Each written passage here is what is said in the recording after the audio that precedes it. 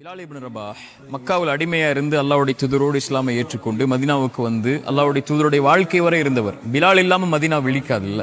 பிலால் இல்லாம அல்லாஹ்வுடைய தூதரை விழிக்க மாட்டாங்க. அதானுடைய தலைவர் அவர்.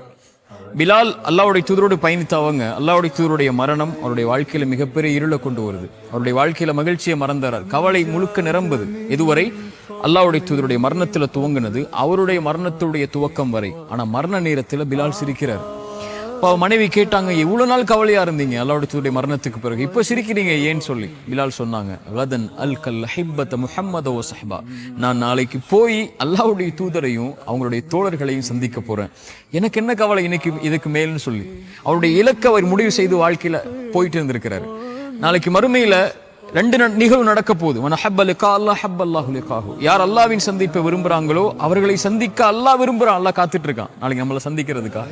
அந்த பாதையுடைய முடிவு அல்லாஹ்வுடைய சந்திப்பு.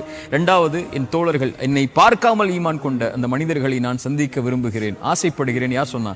அல்லாஹ்வுடைய தூதர் சொன்னாங்க. பிலாலுடைய அந்த வார்த்தையை பொருத்தி பாருங்க. என்னுடைய இந்த வாழ்வு எப்படி இருந்தாலும் நான் போக போற பாதை அந்த மகிழ்ச்சிக்குரிய பாதை, அல்லாஹ்வும் அல்லாஹ்வுடைய தூதரும்.